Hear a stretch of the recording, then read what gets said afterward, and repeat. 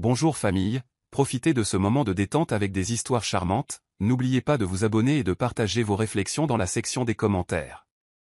Appuyez aussi généreusement sur le bouton j'aime car cela signifie énormément pour nous. Veuillez vous asseoir, vous détendre et profiter alors que nous plongeons dans l'histoire.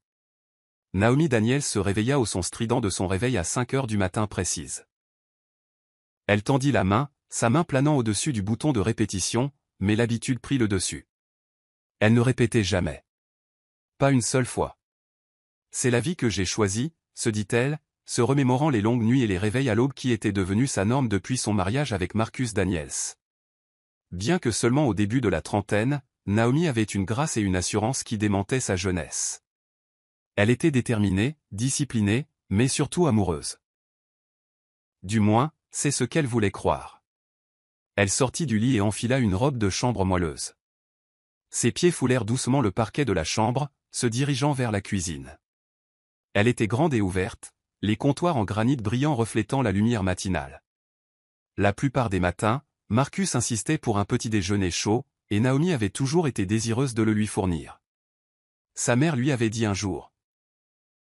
Pour garder un homme, nourris son estomac et apaise son cœur. Elle avait pris ce conseil à cœur, ou du moins au fourneau. Le menu du jour était des gaufres belges avec des fraises fraîches et de la crème fouettée. Elle prépara la pâte méticuleusement, mesurant la farine et le sucre, cassant les œufs avec soin. Pendant que le gaufrier chauffait, son esprit vagabonda. Elle avait autrefois imaginé une vie différente, sa propre ligne de mode. Ce rêve lumineux vacillait dans sa mémoire comme une étoile lointaine. Il avait été mis en attente pour aider Marcus à bâtir son empire.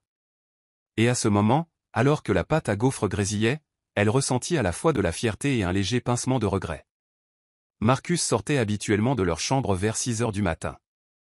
Il aimait que son costume fraîchement repassé soit préparé, la cravate et les boutons de manchette assortis.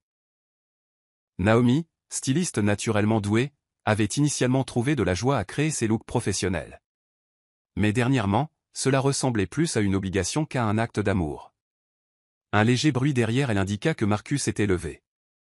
Il entra, jetant un coup d'œil à l'horloge sur la cuisinière. « Je suis en retard », dit-il. Il y avait une pointe sèche dans sa voix, une froideur qui avait commencé à s'insinuer au cours de l'année écoulée. Naomi se força à sourire. « Ton assiette sera prête dans 3 minutes. » Il s'appuya contre le comptoir, faisant défiler son téléphone avec une concentration extrême. Fait en deux. Elle se détourna, versant du café fumant dans sa tasse préférée. « Voilà, dit-elle doucement en le lui offrant. Il l'attrapa sans la regarder, ses doigts effleurant les siens un très bref instant. Quand il but une gorgée et fronça les sourcils, peut-être était-ce légèrement trop amer, Naomi sentit son cœur se serrer. Il ne dit pas un mot de remerciement ni de bonjour. Néanmoins, elle dressa soigneusement les gaufres, les garnit de bail et les arrosa de sirop chaud. Marcus mangea en silence, parcourant ses emails. Naomi se tenait là, les mains jointes devant son tablier, attendant une occasion de parler ou de partager un peu de chaleur. « Je serai dans la voiture », dit-il finalement, repoussant l'assiette. Il laissa la moitié de la nourriture intacte, comme si c'était une chose sans importance. « N'oublie pas que j'ai cette réunion ce soir, donc je serai en retard. » Naomi sentit le silence qu'il laissait derrière lui imprégner la cuisine lumineuse. Elle expira et se rappela, c'est à ça que ressemble l'amour quand la vie devient trépidante. Elle n'était pas certaine d'y croire. Malgré tout, elle débarrassa la vaisselle, la plaça dans l'évier et commença à ranger. Son téléphone vibra, une notification de son ancienne marque sur les réseaux sociaux, la marque qu'elle avait autrefois choyée avant de l'abandonner pour Marcus. Elle vit un commentaire entrant, « Tu nous manques, Naomi. Reviens à la mode. » Elle soupira avec mélancolie, éteignit l'écran et murmura, « Un jour. » Elle n'avait aucune idée à quel point ce jour arriverait vite, ni à quel point sa vie était sur le point de changer radicalement. Naomi passa l'après-midi à vider de vieilles boîtes dans le garage, dans le cadre de sa mission continue de garder la maison organisée. Elle tomba sur une malle poussiéreuse qu'elle n'avait pas ouverte depuis des années. À l'intérieur se trouvaient des planches d'ambiance, des échantillons de tissus et ses premiers croquis, la base de sa marque de mode autrefois prometteuse. Naomi avait appelé la marque Nadan, une combinaison de son nom et du nom de jeune fille de sa mère. Ça allait être sa grande percée. Elle se souvenait encore du jour où elle avait fait sa première vente en ligne. Elle avait sauté de joie dans le salon, poussant des cris d'excitation. Marcus avait même fait sauter une bouteille de champagne bon marché, tous deux célébrant comme des jeunes mariés remplis de rêves de grande ville. Mais c'était avant. Avant que Marcus n'ait besoin de son aide pour gérer ses emplois du temps, planifier des événements, divertir des clients. Avant qu'il ne déclare « Tu es la partenaire parfaite, Naomi. Tu me comprends d'une manière que personne d'autre ne fait. » Progressivement, son rêve fut mis de côté pour se concentrer sur la construction de son empire immobilier, la création d'alliances commerciales et l'habiller pour le succès. Elle l'avait rationalisé. Après tout, le mariage était une question de partenariat. Quand il s'épanouissait, elle s'épanouissait, ou du moins c'est ce qu'elle se disait. Maintenant, assise en tailleur dans le garage, elle ramassa un délicat morceau de satin. Cela lui rappelait les robes qu'elle dessinait autrefois, des pièces qui combinaient des lignes modernes avec une touche féminine. Son cœur lui faisait mal. Elle passa une main sur la vieille machine à coudre poussiéreuse, se remémorant les nuits tardives qu'elle passait penchée dessus, les yeux brûlants et une passion irrépressible. Un souvenir refit surface, le jour où Marcus s'était approché d'elle, l'excitation dansant dans ses yeux. « J'ai besoin de ton aide », avait-il dit. « Je suis sur le point de conclure une énorme affaire immobilière, mais j'ai besoin de présenter une image soignée et sophistiquée. » Il l'avait convaincu que son sens du style, ses compétences en design, pourraient être mieux utilisées pour le transformer, lui et sa marque. Il avait dit « Nous construirons un empire ensemble. » Et elle l'avait cru de tout son cœur. En quelques mois, elle avait fermé son petit studio de design, vendu son inventaire et s'était jetée à corps perdu pour devenir l'épine dorsale de ses opérations. Pourtant, dernièrement, il agissait comme si ses années de sacrifice étaient sans conséquence. Était-ce le prix du succès? Se demanda-t-elle. Si c'était le cas, il lui semblait bien trop élevé. Plus tard dans la soirée, alors que Marcus était encore au travail, Naomi étala de vieux croquis sur la table de la cuisine. Elle ne put s'empêcher de sourire à leur simplicité. Certains étaient vraiment naïfs. Certains avaient du potentiel. Un tourbillon d'énergie s'éveilla dans son estomac alors qu'elle réfléchissait aux mises à jour modernes qu'elle pourrait apporter si jamais elle relançait sa marque. Le tourbillon d'énergie s'éteignit rapidement lorsqu'elle vérifia l'heure. 21h47. Une autre nuit tardive pour Marcus. Une autre soirée solitaire pour elle. Son téléphone sonna. C'était sa meilleure amie de l'université, Malia. « Ma belle, tu ne décroches plus jamais », la taquina Malia. Naomi réussit un faible rire. « Je suis là maintenant. Comment vas-tu » Elles échangèrent des banalités. Malia demanda des nouvelles de Marcus, et Naomi changea rapidement de sujet pour parler des vieux croquis qu'elle avait trouvés. La voix de son amie s'anima. « Oh mon Dieu ! Tu les as encore. Naomi, tu dois en faire quelque chose. C'était ton rêve. » Peut-être, dit doucement Naomi, son pouce caressant le dessin d'une robe de cocktail arrivant au genou. Je ne suis pas sûr que Marcus serait d'accord. Naomi, tu ne peux pas continuer à mettre ta vie en attente. Surtout pas pour quelqu'un qui est à peine là. Un lourd silence s'installa. Naomi ne voulait pas discuter de ses problèmes de mariage, alors elle força un ton plus léger. On verra. Je dois y aller.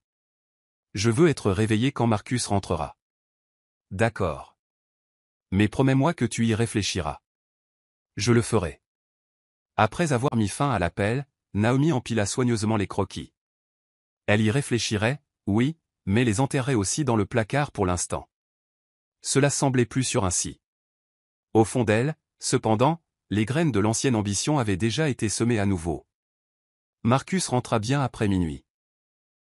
La maison était silencieuse, à l'exception du doux ronronnement du réfrigérateur.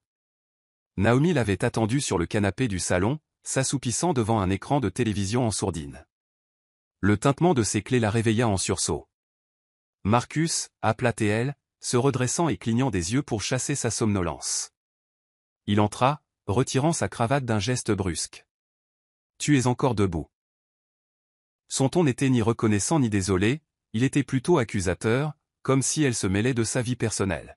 « Je voulais juste te dire bonne nuit et voir comment s'était passée ta réunion, » répondit-elle doucement. Il s'affaissa dans un fauteuil en soupirant. Longue journée. Ça a été dur de gérer du personnel incompétent. Je suis épuisé. Ses yeux, cependant, étaient distants. Il n'offrit ni baiser ni étreinte. Naomi se leva et s'approcha de lui, posant une main douce sur son épaule. « Puis-je t'apporter quelque chose ?»« Du thé. Un encas. » Il secoua la tête. « Je vais bien. Juste. Laisse-moi un peu d'espace. » Naomi hocha la tête et se retira vers le couloir. Le contact lui parut froid. Mécanique. Elle se souvint d'une époque, au début de leur mariage, où il rentrait titubant d'une dure journée et s'effondrait dans ses bras, reconnaissant de sa présence.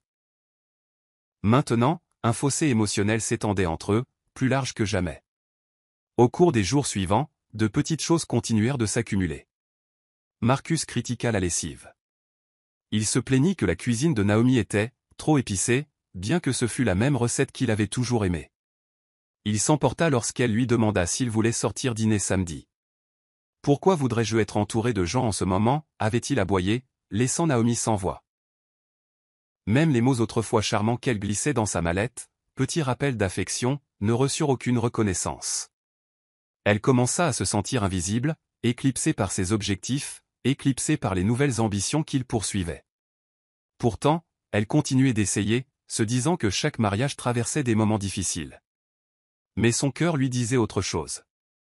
Il s'éloigne.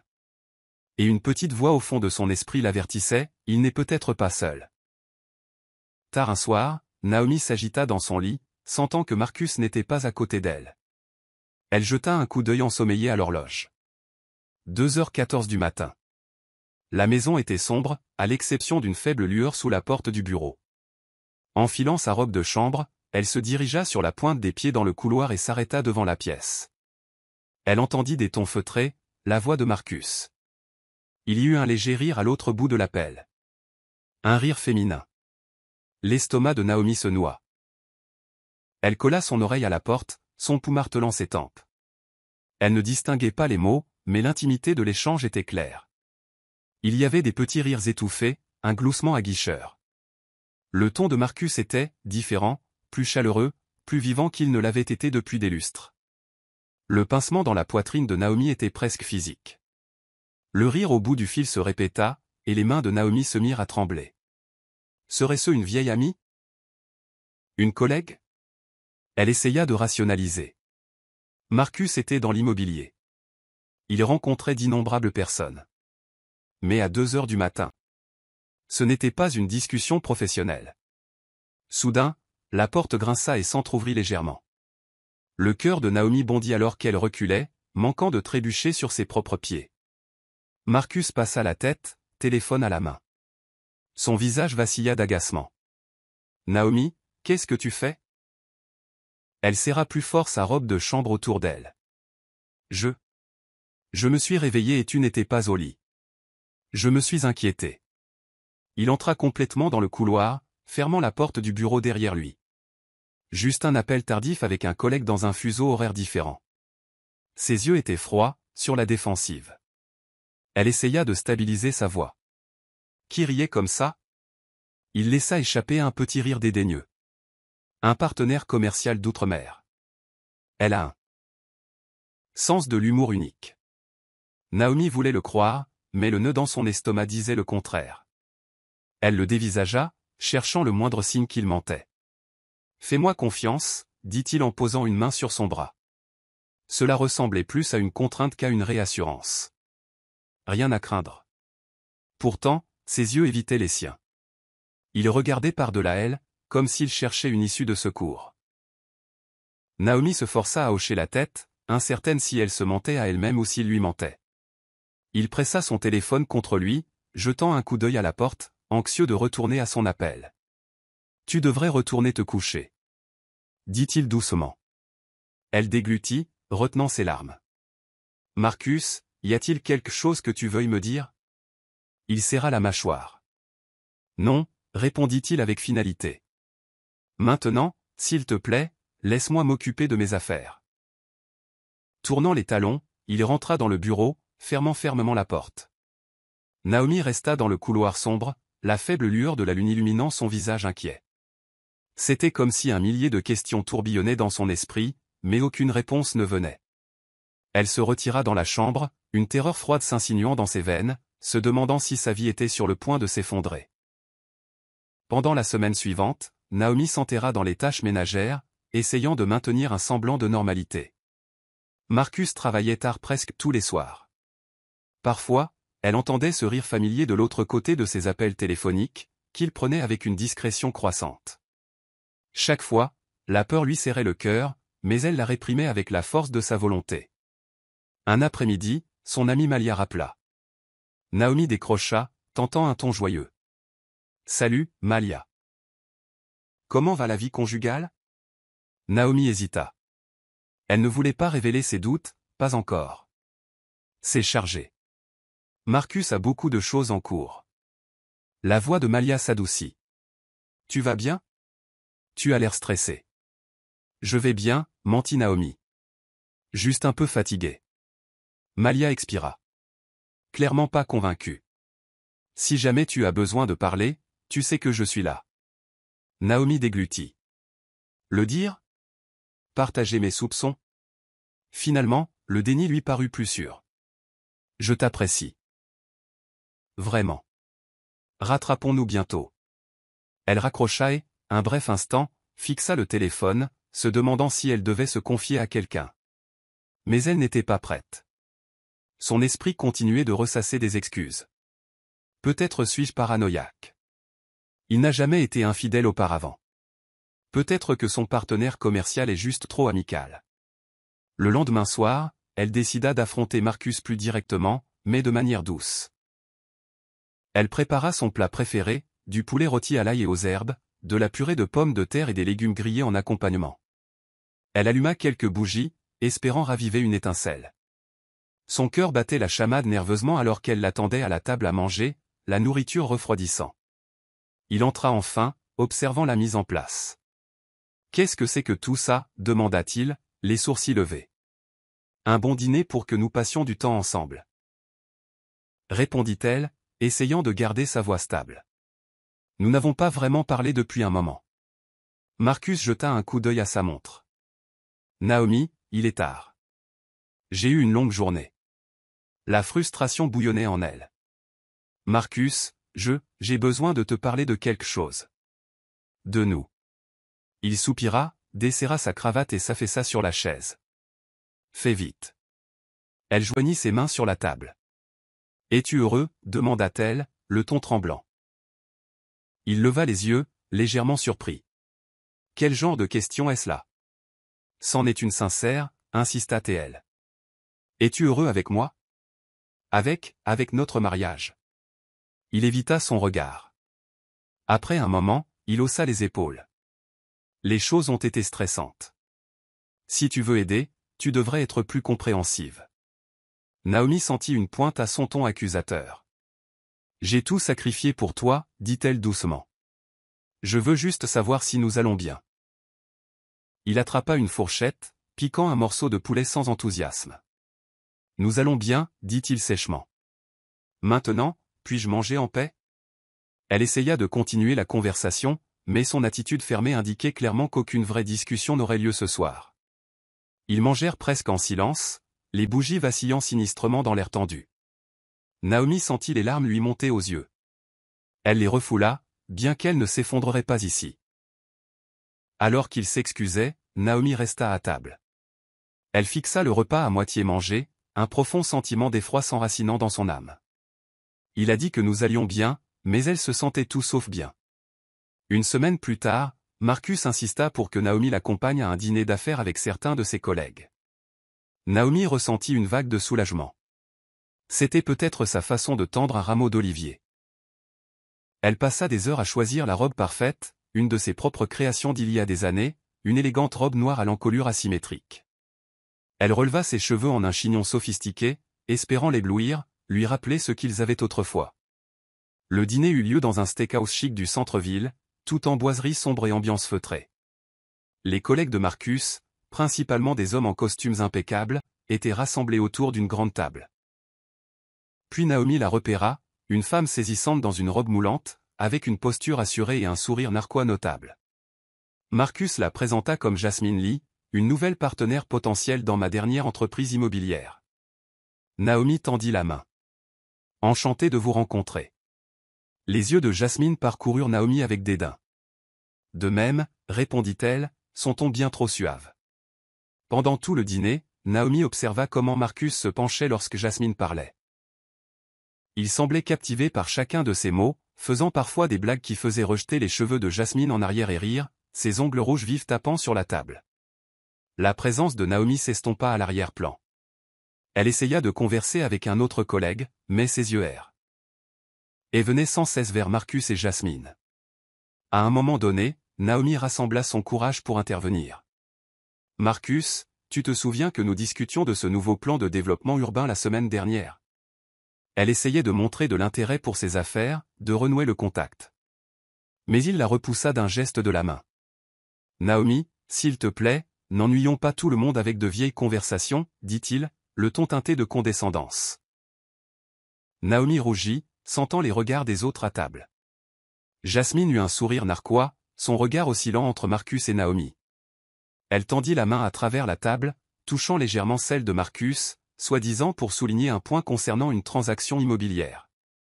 L'estomac de Naomi se noua. Alors que la soirée avançait, le groupe se leva de table pour se mêler près du bar. Jasmine accula Naomi, lui offrant un sourire mielleux. « Tu sais, Marcus m'a tellement parlé de tes talents domestiques, dit-elle, chaque mot étant une pique voilée. » La mâchoire de Naomi se serra. « Je suppose que c'est gentil. » Jasmine pinça les lèvres. « Il a mentionné à quel point il a été occupé. Je m'assure juste qu'il est bien pris en charge. J'ai un don pour soulager le stress, tu sais. » Le visage de Naomi brûlait. Son esprit hurlait à l'implication. Elle se força à afficher un sourire crispé, refusant de laisser Jasmine la voir s'effondrer. Marcus est un adulte. Je suis sûr qu'il gère très bien son stress. Jasmine haussa les épaules avec une fausse innocence. Si tu le dis. Le reste de la nuit fut un flou de sourires forcés, de conversations futiles et du spectacle douloureux de Marcus flirtant ouvertement avec Jasmine.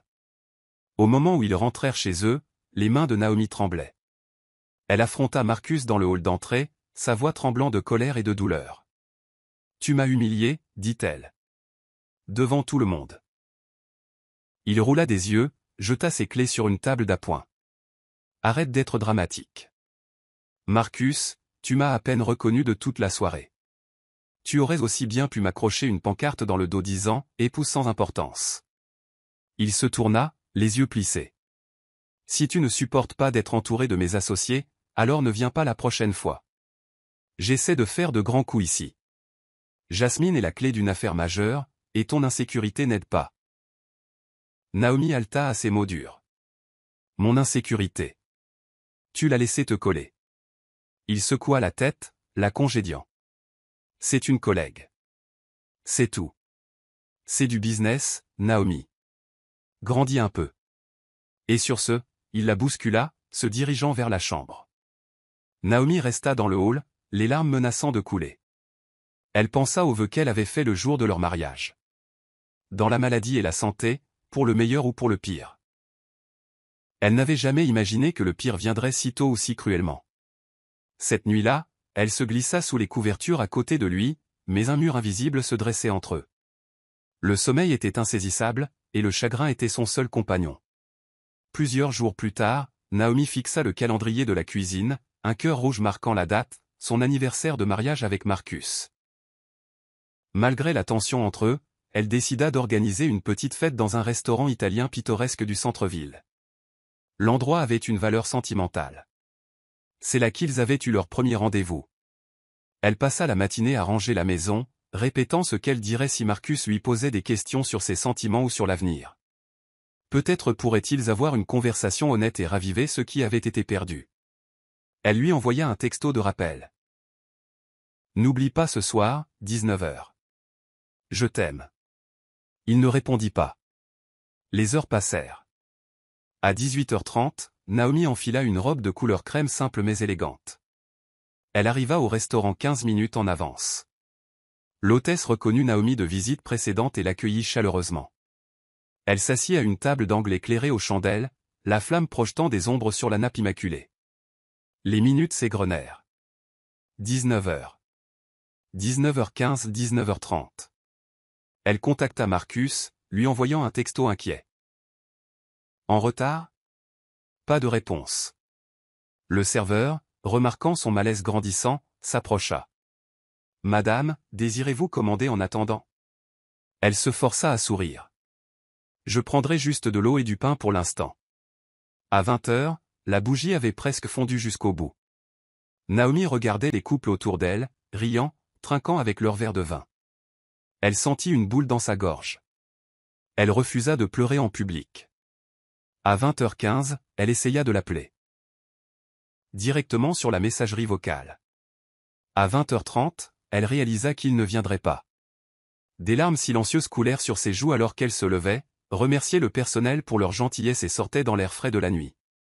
Alors c'est ça, pensa-t-elle, essayant de respirer à travers la douleur dans sa poitrine. Il a complètement oublié notre anniversaire. Elle rentra chez elle dans une maison vide. Marcus arriva vers minuit, une odeur d'eau de Cologne et un soupçon d'alcool sur son haleine. Naomi attendait dans le salon, sa robe d'anniversaire froissée par les heures passées recroquevillée sur le canapé en larmes. Il cligna à peine des yeux en la voyant. « Pourquoi es-tu debout ?» Elle se leva, les bras croisés. « Tu as oublié notre anniversaire. » Il la regarda fixement. « Anniversaire. » Puis la réalisation apparut dans ses yeux. Suivi d'un haussement d'épaule.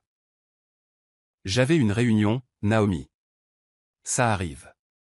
Elle ravala un sanglot. « Comment peux-tu être si indifférent ? » C'était important pour moi.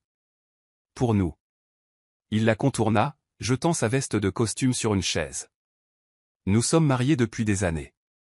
Est-ce que ça a encore de l'importance maintenant ? Les mots insensibles sortirent de ses lèvres, et Naomi sentit un poignard de trahison se loger dans son cœur. Alors c'est ça, murmura-t-elle. Nous ne célébrons plus notre mariage ? Il expira lourdement, sans la regarder dans les yeux. Je suis fatigué de ces crises de larmes. Nous avons des problèmes plus importants à régler, comme mon projet à venir. Comprends-tu combien de millions sont en jeu ? Naomi ravala ses larmes. J'ai tout abandonné pour te soutenir. Tout ce que je voulais, c'était une nuit. Un dîner. Un moment pour nous rappeler à tous les deux que ce mariage compte. Marcus la fixa simplement, les yeux durs et inflexibles. J'ai besoin de dormir. Sans un autre mot, il se traîna jusqu'à la chambre, laissant Naomi seule dans le salon, son anniversaire gâché, son cœur endolori d'une nouvelle intensité. Elle réalisa avec une clarté douloureuse que Marcus s'éloignait encore plus, et elle n'avait aucune idée de comment l'arrêter. 2 jours après l'anniversaire manqué, Marcus insista pour que Naomi assiste à une autre fonction professionnelle, celle-ci dans un bar chic sur un toit-terrasse.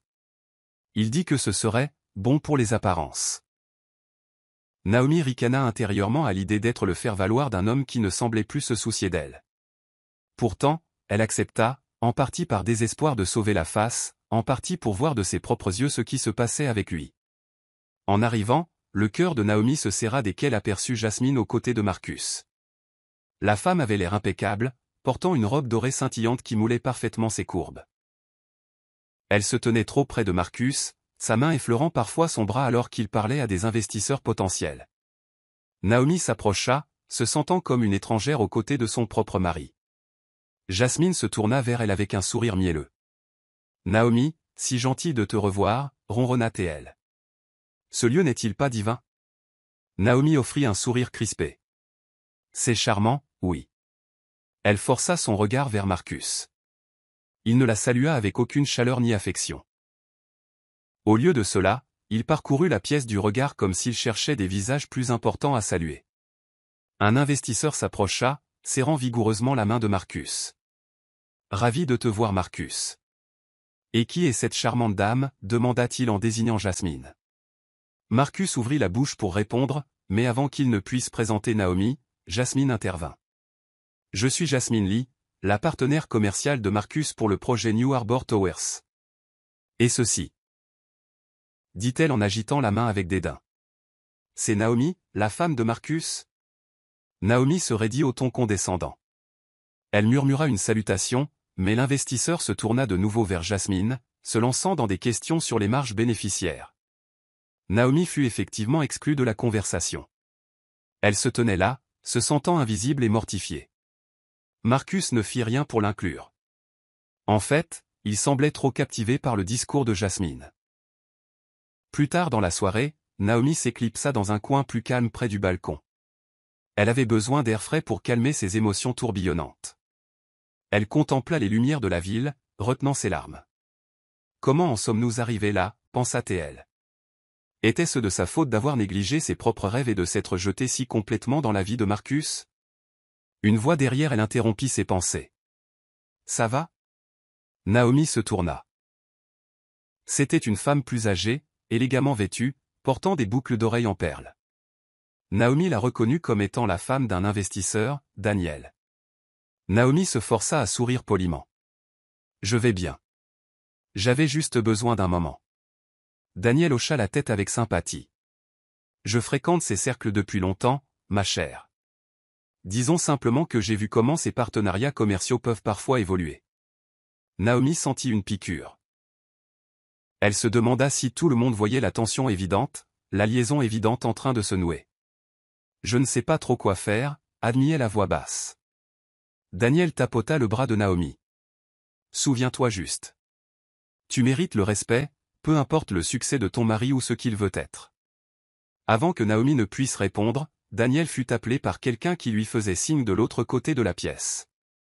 Naomi resta là, fixant le ciel nocturne, se serrant dans ses bras. Elle ressentait de la colère, de la trahison et une détermination grandissante qui se formait en elle. Quelque chose devait changer. Bientôt. Cette même nuit, de retour chez eux, Naomi gisait éveillée, l'esprit en ébullition. Marcus était resté dehors, continuant vraisemblablement la nuit avec Jasmine. À 2 heures du matin, elle entendit la vibration de son téléphone sur la table de chevet. Il l'avait négligemment laissé derrière lui. Normalement, Naomi se targuait de respecter sa vie privée, mais le bourdonnement répété était incessant. Elle tendit la main, hésitante. Un autre bourdonnement. Et un autre. Finalement, elle le prit, se disant qu'elle voulait juste le faire taire pour pouvoir dormir. Mais ensuite, elle vit l'écran. Plusieurs messages de Jasmine. Son cœur battait la chamade. Elle déverrouilla le téléphone. Marcus n'avait jamais changé son code d'accès. L'appréhension lui serra la poitrine alors qu'elle cliquait sur le fil de discussion. Ses yeux s'écarquillèrent devant le caractère explicite des messages. Il y avait des phrases aguicheuses, des rendez-vous programmés qui n'étaient clairement pas uniquement professionnels.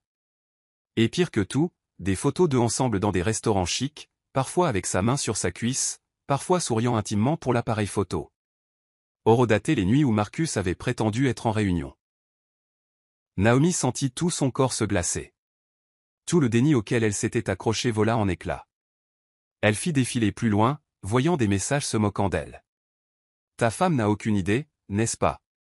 Et Marcus répondant avec des émojis rieurs. Les larmes brouillèrent sa vision.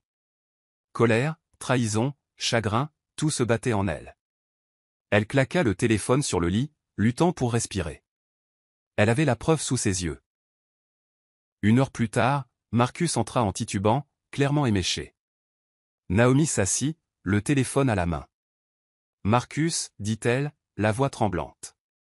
Explique ça. Ses yeux troubles se posèrent sur l'écran du téléphone, la reconnaissance se faisant jour. Tu as fouillé dans mon téléphone? N'ose pas retourner ça contre moi, cracha Naomi, les larmes coulant sur ses joues. Tu as menti. Tu as triché. Tu m'as humilié. Il lui arracha le téléphone des mains, jetant un coup d'œil aux messages ouverts. Un instant, la culpabilité traversa son visage, mais elle fut rapidement remplacée par la colère. Tu n'avais pas le droit, dit-il, la voix pâteuse. C'est fini entre nous. Naomi pressa une main sur sa poitrine comme si elle était physiquement blessée. Comment as-tu pu me faire ça? À nous? Marcus recula en titubant. C'est fini depuis longtemps entre nous, Naomi. Peut-être que tu ne l'as juste pas vu. Elle ravala un sanglot. Alors tu choisis Jasmine, après tout ce que nous avons construit? Il secoua la tête, la regardant avec un étrange sentiment de pitié. Construit quoi? J'ai construit cette vie, Naomi. Tu étais juste, là. Les mots la blessèrent plus profondément que n'importe quel couteau. Les genoux de Naomi faillirent céder. Elle regarda Marcus se retourner et sortir de la pièce en chancelant, la laissant seule avec la dure vérité de son infidélité. À cet instant, quelque chose en elle se brisa. Pourtant, en même temps, une étrange résolution commença à se cristalliser. Elle essuya ses larmes, fixant le téléphone. Elle avait les preuves. Et elle savait elle-même. Peut-être que je peux reconstruire à partir d'ici, pensa-t-elle à travers le brouillard du chagrin. Mais plus jamais pour lui. Les nouvelles voyagent vite dans les cercles proches. Moins d'un jour après la découverte de Naomi, sa meilleure amie Malia se présenta à sa porte, les yeux brillants d'inquiétude. Naomi la laissa entrer, et elles s'assirent à la table de la cuisine, une boîte de mouchoirs entre elles. « Ça va ?» demanda Malia, posant doucement une main sur celle de Naomi. Naomi secoua la tête, les larmes montant à nouveau. « Je ne sais même pas par où commencer. Il est avec Jasmine, et j'ai tout trouvé sur son téléphone. Je me sens si stupide. » L'expression de Malia s'assombrit. « C'est lui le stupide, Naomi. Pas toi. Tu lui as tout donné, et il a tout gâché. » Naomi essuya ses yeux. « Je suppose que je n'étais pas assez. » Malia lui serra la main. « N'ose même pas penser comme ça. C'est lui qui a tout gâché, pas toi. Tu es talentueuse, incroyable, et tu mérites mieux. » Naomi expira difficilement. « C'est juste que... je ne sais pas quoi faire ensuite. Devrais-je essayer de me battre pour ce mariage ou... » Malia la regarda, les yeux solennels. « Naomi. Je vais être brutalement honnête. L'homme que j'ai vu à ce dîner, flirtant avec Jasmine, t'ignorant, ce n'est pas un partenaire. C'est quelqu'un qui est déjà parti. Tu dois penser à toi maintenant. » Le silence s'installa entre elles. Naomi fixa les motifs tourbillonnants sur la boîte de mouchoirs, son esprit s'emballant. « Où puis-je bien aller ?» demanda-t-elle doucement. Malia secoua la tête. « Je ne sais pas, mais rester ici pendant qu'il te manque de respect est la recette pour plus de douleur. Tu peux venir rester avec moi si tu en as besoin. » L'offre resta en suspens. Naomi ressentit une vague de gratitude. « Merci » murmura-t-elle, les larmes coulant à nouveau. Malia la serra dans ses bras. « Tu ne peux pas rester coincé, dit-elle. Promets-moi qu'au moins tu consulteras un avocat ou que tu trouveras ta prochaine étape. Ne le laisse pas continuer à te marcher dessus. » Naomi ravala la boule dans sa gorge. Elle pensa à la vie qu'elle avait autrefois voulu construire, une vie qui incluait l'amour, oui, mais aussi ses propres rêves. Peut-être était-il temps de tout recommencer, même si cela signifiait laisser derrière elle une terre brûlée. « J'y réfléchirai. » murmura-t-elle, la voix épaisse d'émotion. Malia partit plus tard dans la soirée, et Naomi se retrouva à fixer son reflet dans le miroir. Ses yeux étaient gonflés, rouges d'avoir pleuré. Elle murmura, « Je ne peux pas continuer à vivre comme ça. » Même si la peur la rongeait, une petite lueur de résolution s'enflamma. C'était sa vie, et si Marcus n'allait pas la valoriser, elle devrait se valoriser elle-même. Une semaine s'écoula sans aucun signe de remords de la part de Marcus. Il passait la plupart de ses nuits chez Jasmine, ne rentrant à la maison que sporadiquement pour prendre des vêtements ou récupérer des documents. Naomi ressentait une douleur creuse chaque fois qu'elle le voyait, mais elle ressentait aussi une colère grandissante. Comment osait-il la rejeter si cavalièrement? Le coup de grâce arriva un samedi après-midi. Naomi était dans la cuisine, faisant défiler des offres d'emploi sur son ordinateur portable, des postes dans la vente au détail de mode, peut-être même un rôle d'assistante styliste. Soudain, Marcus entra, flanqué de Jasmine. La main de Naomi se crispa sur la tasse qu'elle tenait. Jasmine regarda autour de la maison avec un air de supériorité. « On devrait se dépêcher, dit-elle à Marcus.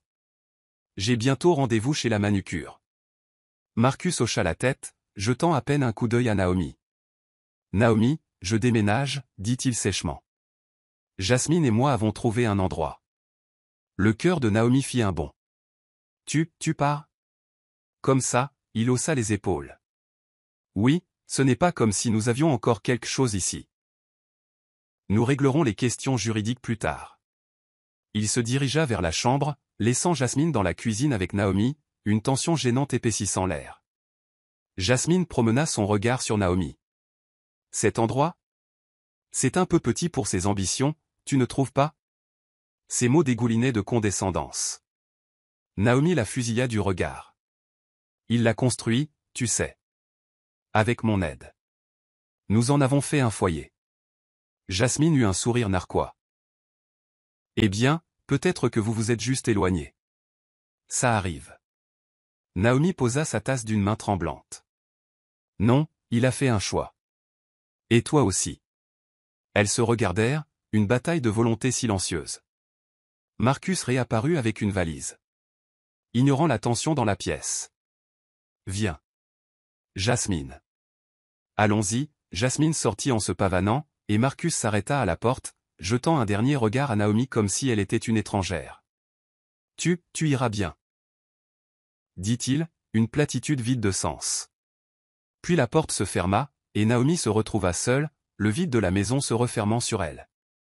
Elle s'affaissa sur le sol, les larmes montant. À cet instant, elle eut l'impression que son monde s'était effondré. Il l'avait quittée, ruinée, émotionnellement brisée, sans revenu stable et sans mariage. Pourtant, au fond de son esprit, elle pouvait presque entendre la voix de Malia. Tu es talentueuse. Tu mérites mieux. Elle essuya ses larmes et se força à se lever. Il était temps de reconstruire sa vie à partir des cendres qu'il avait laissées derrière lui.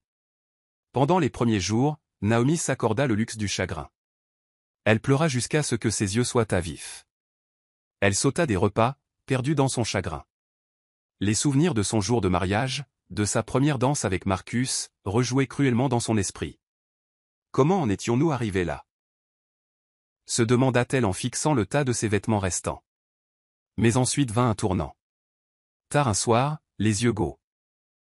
Detani discord in the family was so powerful. To hear Someone explicitly affirm was more powerful than she could have imagined.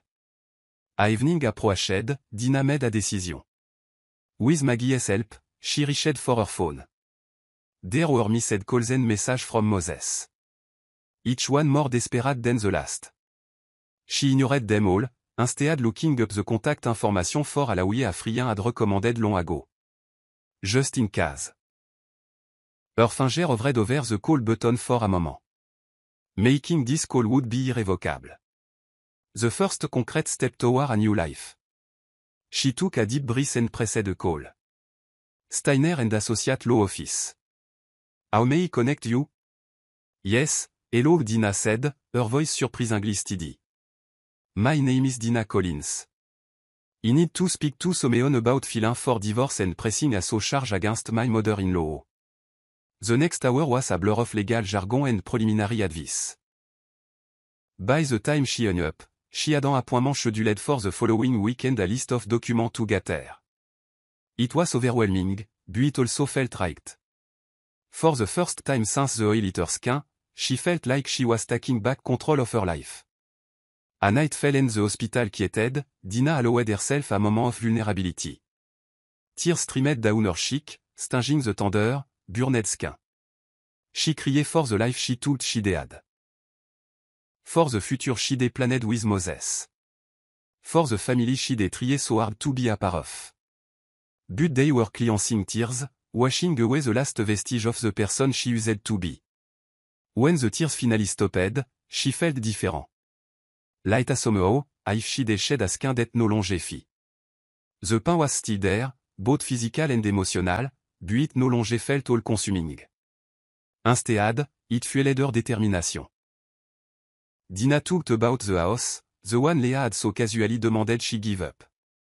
It had been her home, filled with dreams of the family she and Moses might have had. Now it felt tainted, a symbol of everything that had gone wrong. But it was also an asset, one she had every right to claim her share of. She made a mental note to discuss it with her lawyer. As she drifted off to sleep, her mind was already buzzing with plans. She would need to find a new place to live, somewhere Leah and Moses couldn't easily find her. She would need to think about her job too. Could she continue working at the same place, knowing she might run into Moses or his friends? Perhaps this was the push she needed to finally start that small business she'd always dreamed of. The road ahead would be difficult. there was no doubt about that. But for the first time in years, she felt a sense of excitement about the future. It was uncertain, yes, but it was her to shape. Dinah woke early the next morning, before the nurse began her rounds. The hospital room was quiet, bathed in the soft light of dawn. She eased herself out of bed, wincing in pain but determined to stand on her own 2 feet. She walked to the window, looking out at the city as it began to stir. Boston spread out before her, a landscape of possibility. Somewhere out there was her new life, waiting for her to claim it. Standing there, she made a silent vow. She would not let this break her. She would not let Leah's cruelty or Moses' cowardice define her. She would rebuild herself, stronger and wiser than before, and she would do it on her own term. The burns would heal, leaving scars a reminder of what she'd endured. But they would also be testament to her strength and resilience. Each scar would tell a story, not just of pain and betrayal, but of survival and rebirth. As the first ray of sunlight peeked over the horizon, Dinah felt a smile touch her lips. It was small, and it hurt her damaged skin, but it was real. For the first time in long then she could remember, she felt hope. The road ahead would be tough, but she was ready to walk it. Her key resolve had become her armor, her strength, her guiding light. And with it, she would forge a new path, one step at a time. The next few days in the hospital passed in a blur of medical check, pain management, and key contemplation. By the time she was discharged, her plan had solidified into a series of concrete steps. The hospital staff had been incredibly supportive, providing her with resources for domestic abuse survivor and helping her navigate the initial stage of her recovery. Stepping out of the hospital, Dinah felt a mix of trepidation and determination. The world seemed both familiar and utterly changed. The weight of her decision pressed heavily on her shoulder, but she stood tall, ready to face whatever came next. Her first stop was a small extended stay hotel on the outskirts of Boston. It wasn't luxurious, but it was clean, quiet, and most importantly, far away from the home she'd shared with Moses. As she settled into her temporary abode, she began to take stock of her situation.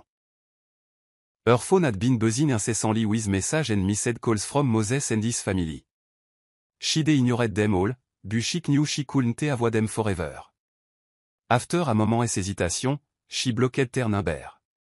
The silence that followed was both deafening and liberating.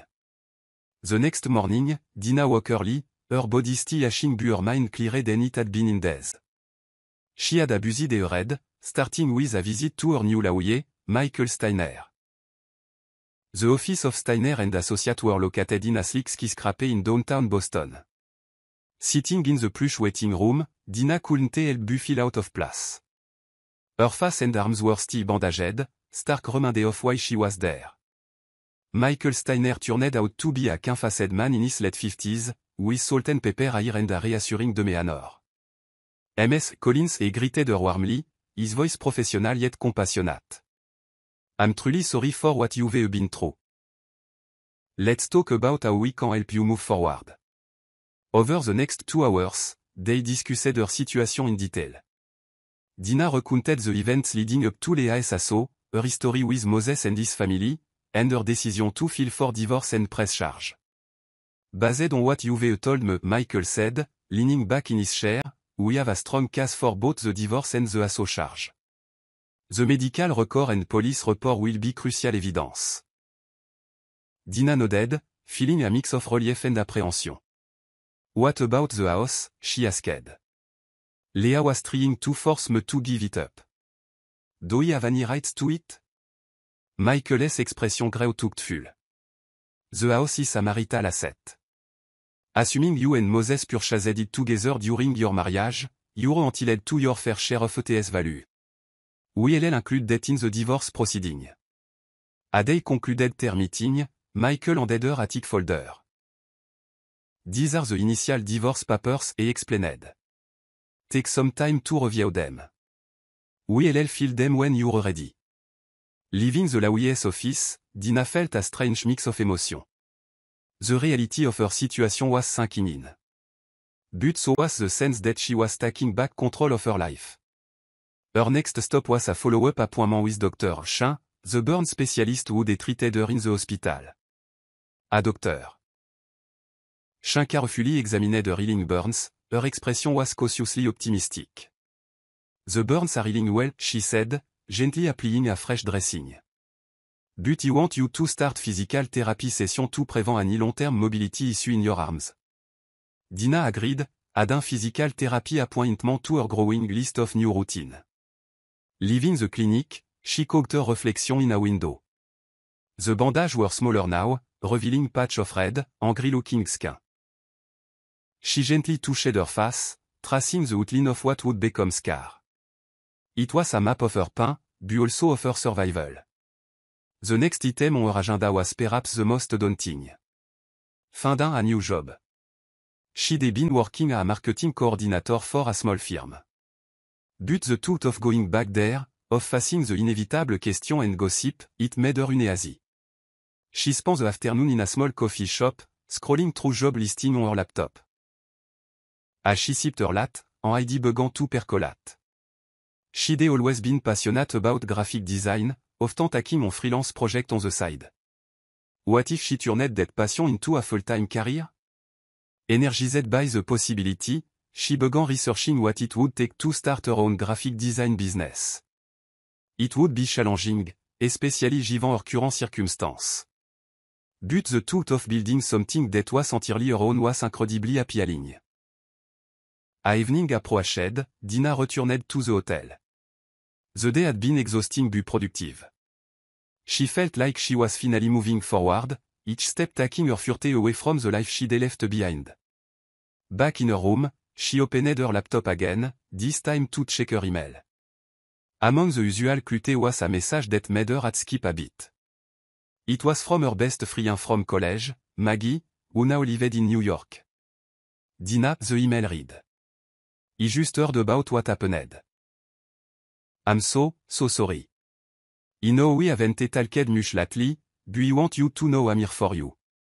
If you need a place to stay or just someone to talk to, I'm only a train ride away. Tears welled in Dina's eyes as she read Maggie's word. In the chaos of the past few days, she'd forgotten that she wasn't alone.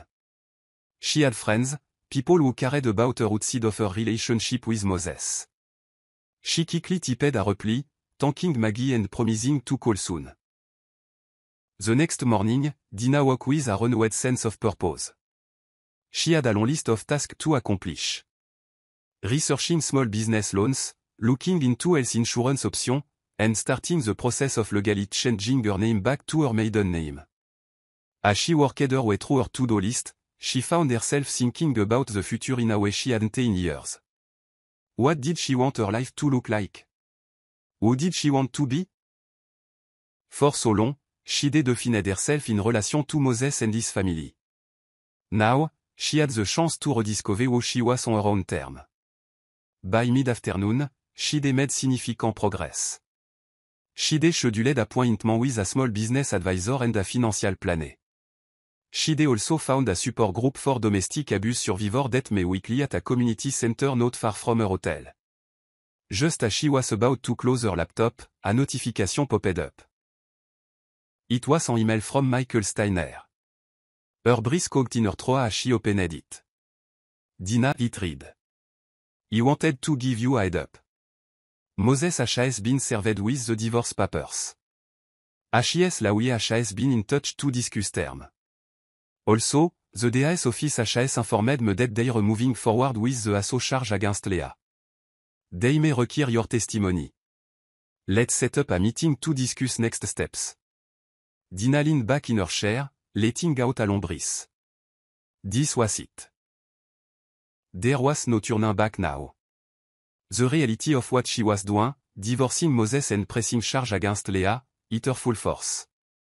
For a moment, she felt overwhelmed by the sheer magnitude of it all. But then, she thought back to that day in the kitchen. She remembered the searing pain of the oil, the sound of Moses' nervous laughter, the look of smug satisfaction on Leah's face. She thought of all the times she'd swallowed her anger, made herself smaller to keep the peace. No more. She was done being a victim. She was ready to be the hero of her own story. As the sun began to set, casting long shadow across her hotel room, Dinah stood by the window, looking out at the city. Somewhere out there, Moses was reading those divorce papers. Leah was likely fuming about the assault charge. Their worlds were being shaken, just as had been. But unlike them, she was building something new from the ashes of her life. It wouldn't be easy. There would be hard days. Days when she questioned her decision, when the weight of it all felt too heavy to bear. But she was ready. Ready to face whatever came her way. Ready to rediscover herself. Ready to build a life that was truly her own.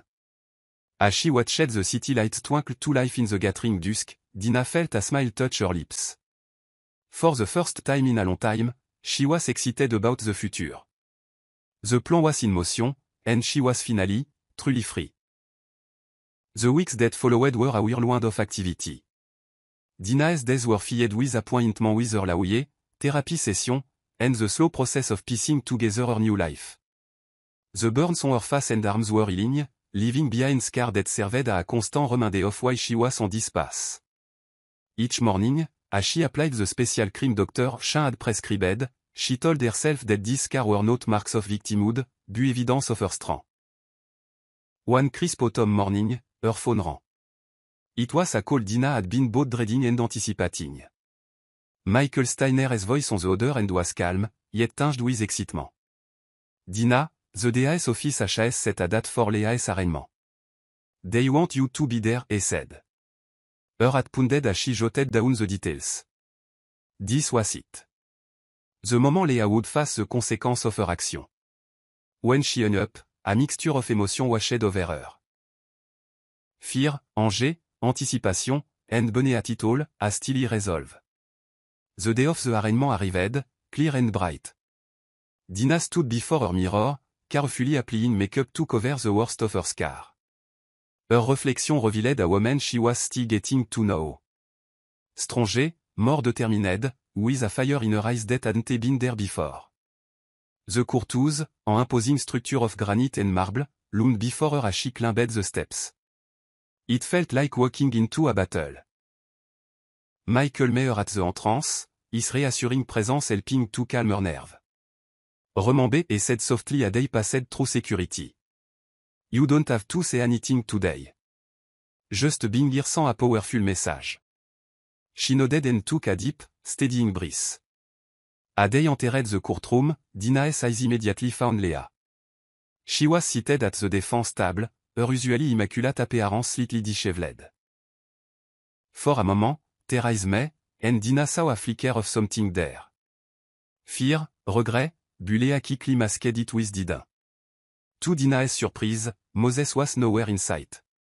A small part of her had hoped he would show up, that seeing her in person might shake him out of his complacency. His absence, however, spoke louder than his presence ever could. The proceeding began, the judge's gavel echoing in the hushed courtroom. Dinah listened as the charge were read aloud. Assault and battery with a dangerous weapon. The clinical language felt inadequate to describe the pain and trauma she endured. But hearing it stated officially gave it a weight it hadn't had before. When Leah pleaded not guilty, her voice was loud and defiant. A surge of anger coursed through Dinah at Leah's denial, but she remembered Michael's word. Her presence was enough. She didn't need to speak to be heard. As they left the courthouse, a scrum of reporters was waiting outside. Michael handled their question while Dinah stood silently by his side.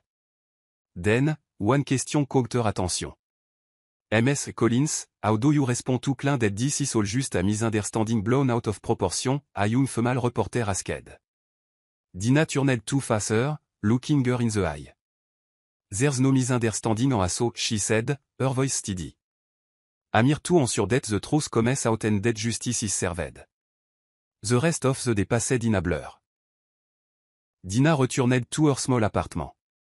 She'd moved out of the hotel a week prior, and was trying to process it all. She knew the arraignment was just the beginning. There would be more hearing and more confrontation, but she felt ready to face them. The next morning, Dina woke to a flurry of notification on her phone. Someone, likely one of the reporters, had pieced together the whole story. The local news outlet were running with it, painting her as a survivor in a family torn apart by violence and betrayal. She scrolled through the article, bracing herself for the worst, but to her surprise, many of them were supportive. That afternoon, her old college friend, Maggie, called. Dina, I just saw the news, Maggie said, her voice full of concern. Are you okay? Do you need me to calm down? Dina felt a wave of gratitude. I'm okay, Maggie. It's tough, but I'm managing. Thanks for checking in. They talked for a while longer, Maggie offering her support. When Dina hung up, she realized how much she'd missed having people in her corner. Moses and Leah had isolated her over the years, but now she was rebuilding those connections. The next few days were a whirlwind of activity. Dina's inbox was flooded with messages.